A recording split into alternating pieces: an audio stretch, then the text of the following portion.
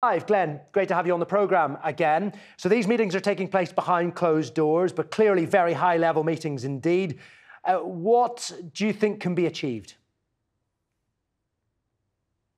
I think there are competing objectives among the various participants. I think the US's objective is to, of course, try to facilitate prisoner exchanges, which is good for all parties. But in so doing, really, I think to extend the ceasefire and to moderate or soften, if not stop, Israel's invasion. That's what my sense is. Every day it's been said that a ceasefire benefits both parties. My personal feeling is that it tends to benefit Hamas more because they are on the defensive and the weaker party and are able to reprovision and reposition themselves in ways that they couldn't do while still under attack. And the pressure on Israel not to resume its full-scale invasion grows with each hour that there is a ceasefire.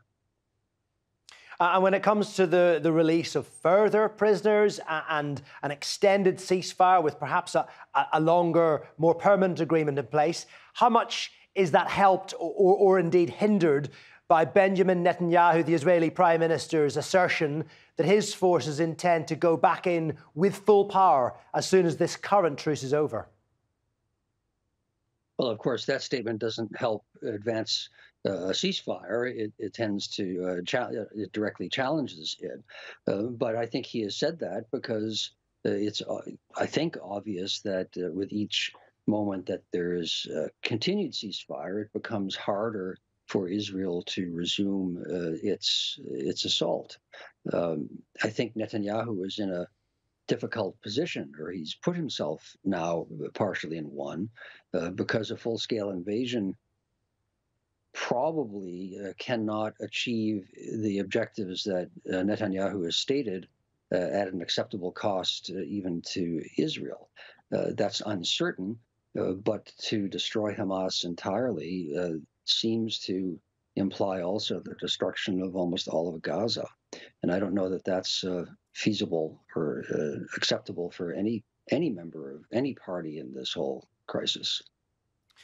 And if we look at the wider situation across the Middle East, certainly when the conflict began, there was a great fear that this would spread to other parts of the Middle East.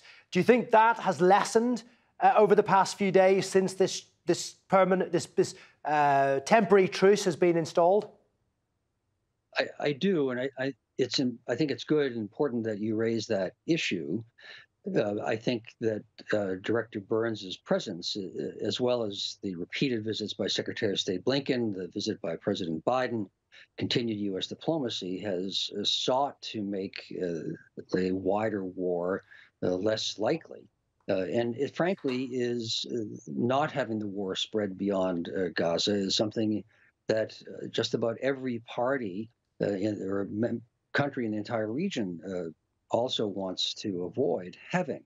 So Burns's presence certainly will contribute to that. He knows individually the leaders in the states in the region. Qatar, I don't think, wants to see an extension. No one really does.